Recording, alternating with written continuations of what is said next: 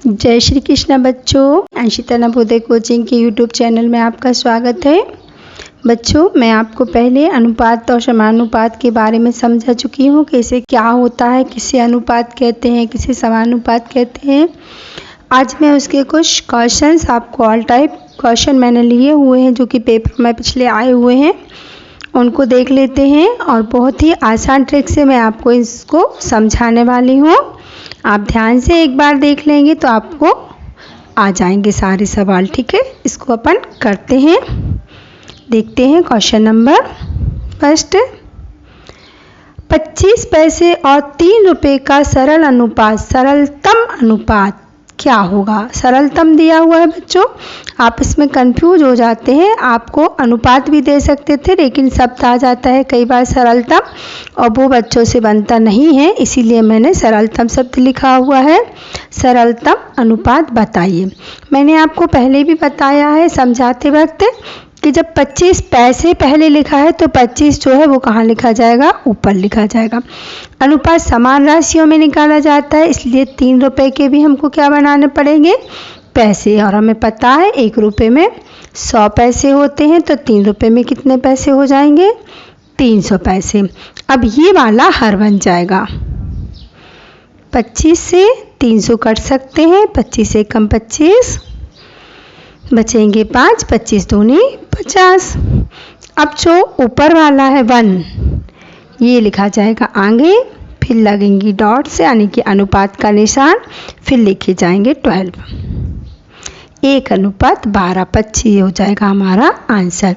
25 पैसे और 3 रुपये में क्या अनुपात है? 1:12 का अनुपात है। बहुत ही सरल होता है बच्चों। अब एक बार अच्छे से समझेंगे तो बहुत सारे चैप्टर्स आपको जैसे एक एक नियम वाला भी बहुत जल्दी से बनने लगेगा। सेकंड क्वेश्चन देखते हैं। एक विद्यालय में लड़के और लड़कियों का अनुपात 5:3 है। यदि लड़कों की संख्या दी हुई है 480 है तो लड़कियों की हमें पता करना है क्या होगी। देखिए बच्चों, पहले शब्द दिया है लड़के, यानी जो 5 है वो लड़के हैं। सेकंड शब्द है लड़कियां, यानी अनुपात में 3 क्या है? लड़कियां। तो हम 2 विधि से कर सकते हैं। मैं आपको फर्स्ट मेथड बता रही हूँ। ये अपन ने लिख लिए लड़के और फिर अपन ने लिख ली लड़कियां। अनुपात क्या है? 5:3। अब ये इसको हम समानुपात लगा सकते हैं। अब हमें 5 की वैल्यू क्या दी गई है? 480। ये अनुपात है और ये लड़कों की संख्या है, तो अनुपात में लिख दिया हमने लड़के और लड़कियों को। समानुपात में वही लड़के और फिर से लड़कियां, जो हमें पता नहीं है वो हम क्या मान लेंगे? x।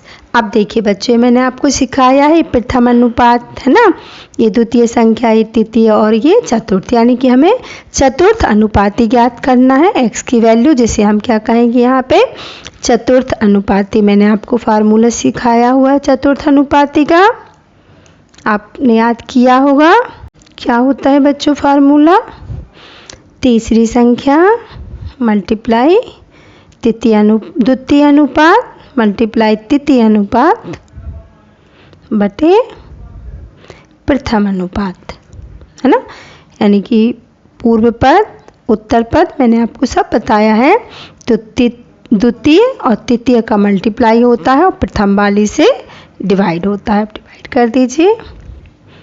5 नाम 45, बचेंगे 3, 5 छक्के 30। अब ऊपर ऊपर नहीं काटता है, वरना आप 3 से 96 नहीं काट सकते हैं। इनका आपको मल्टीप्लाई करना होगा 3 और 96 का। ये ध्यान रखिएगा, कई बच्चे ऊपर ऊपर काट देते हैं। तो आपको चतुर्थानुपाती मिल जाएगा जब आप क्या कर देंगे? 96 और 3 का मल्टीप्लाई। तो आपका आंसर आ जाएगा 288। आप गुणा कर लीजिएगा, ये आपका आएगा आंसर। अच्छा बच्चों, अगर आप चेक करना चाहते हैं कि आपका आंसर सही है या नहीं है, तो मैंने आपको सिखाया है बाह्य पदों का गुणा, इसका और इसका, यानी 5 का और 288 का, और आंतरिक पदों का गुणा यानी 3 का और 480 का। दोनों का गुणनफल एक ही आएगा बच्चों जब आप गुणा करके देखेंगे। देखते हैं नेक्स्ट क्वेश्चन। 15, 45 और 20 का चतुर्थ अनुपाती ज्ञात कीजिए। अभी किया हुआ है, सेम सवाल है।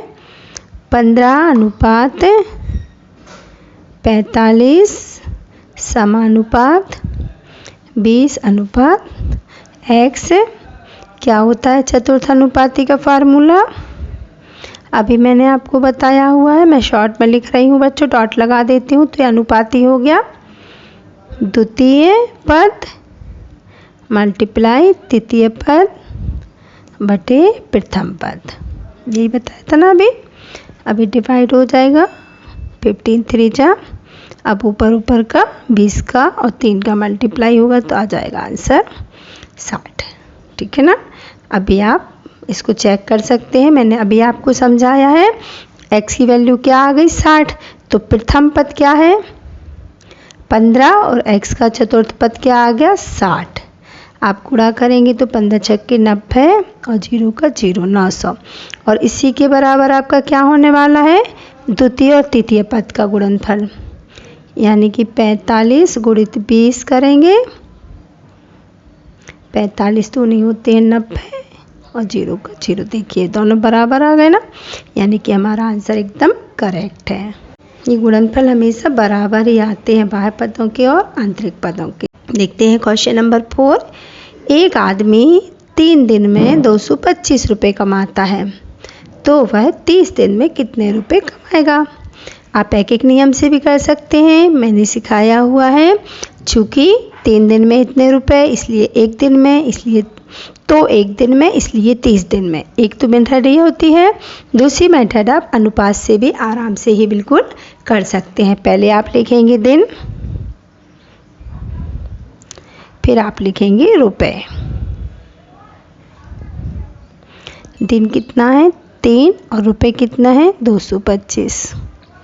इसके बीच में आप लगा देंगे अनुपात, फिर आप लिखेंगे समानुपात। फिर से दिन है तो फिर दिन आएगा, यहाँ पे दिन हो जाएंगे 30, अनुपात में क्या निकालना है आपको इसके रुपए, तो चतुर्थ अनुपात निकालना है। इसे हम x y z कुछ भी मान सकते हैं, एक्चुअली में तो हमें क्या निकालना है चतुर्थ अनुपात, है ना। तो फार्मूला क्या होता है चतुर्थ अनुपात का, द्वितीय मल्टीप्लाई तृतीय बटे प्रथम। 3 से 30 डिवाइड हो जाएंगे 10 बार में, और आप इसका मल्टीप्लाई कर सकते हैं। 225 का 1 बार करेंगे तो 225 ही आएगा, बस 0 बढ़ जाएगा बच्चों, 10 का गुणा में 0 ही बढ़ता है।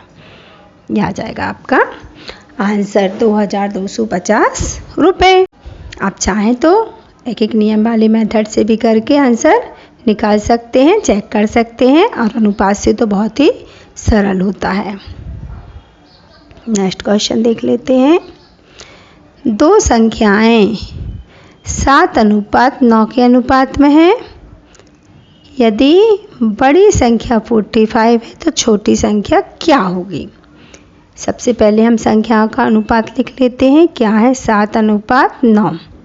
समानुपात में क्या बनेगा बच्चों, ये हमें ध्यान देना है।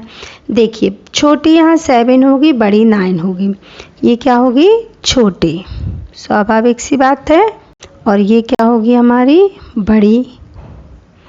अब हमें वैल्यू किसकी दी गई बड़े की, यानी कि छोटे की नहीं दी गई, तो हम छोटे के साथ क्या लिखेंगे x। बड़ी बाद में आई है तो बड़े के साथ हमें क्या लिखना पड़ेगा 45। ये ध्यान रखना पड़ता है बच्चों, है ना। अब हमें चतुर्थ नहीं निकालना, कौन सा अनुपात निकालना है तृतीय अनुपात। अब तृतीय अनुपात का फार्मूला हमने आपको बताया हुआ है, हमें तृतीय अनुपात ही निकालना है। क्या होता है बच्चों फार्मूला, प्रथम अनुपात मल्टीप्लाई 4th अनुपात बटे द्वितीय अनुपात। ये आपका तृतीय अनुपात निकालने का सूत्र होता है। प्रथम अनुपात मल्टीप्लाई चतुर्थ अनुपात बटे द्वितीय अनुपात। अब 9 का डिवाइड जा रहा है, 9 5 जा 45, ऊपर का गुणा हो जाएगा तो 7 5 जा 35, ये हो जाएगा आपका आंसर।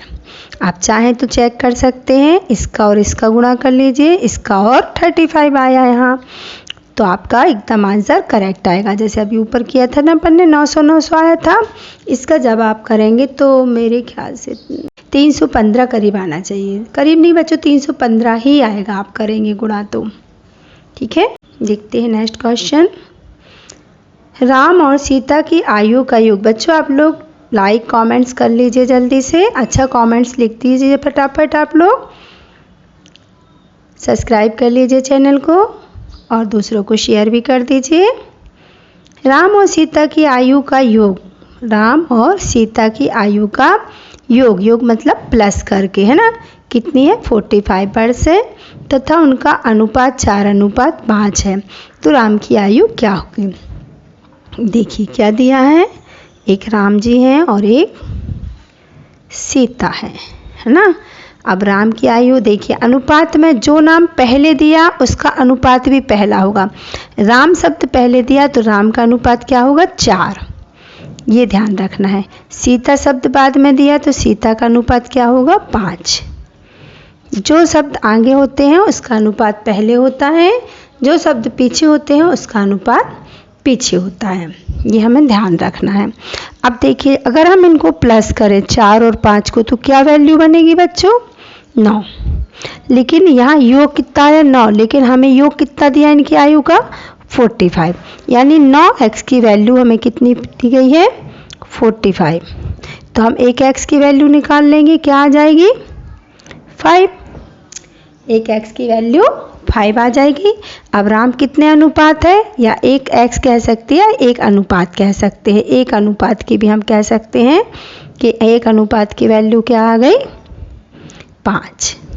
9 अनुपात की वैल्यू 45 थी तो एक अनुपात की वैल्यू क्या आ गई 5। तो राम कितने अनुपात में है 4 अनुपात में गुणा कर देंगे 5 का। एक अनुपात की वैल्यू 5 तो 4 अनुपात की वैल्यू 20। इसी तरह सीता 5 में है तो एक अनुपात की वैल्यू 5 तो 5 अनुपात की वैल्यू 25, यानी जो राम है वो 20 वर्ष का है, उसकी आयु 20 वर्ष है, और जो सीता है उनकी आयु 25 है, और दोनों का अगर आप प्लस करेंगे तो आयु का योग 45 ही आएगा बच्चों।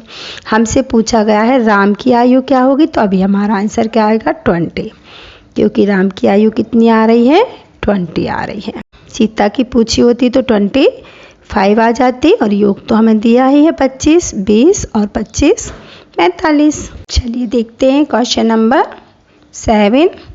यदि 24 आदमी किसी काम को 10 दिन में पूरा करते हैं तो 32 आदमी उसी काम को कितने दिनों में पूरा करेंगे।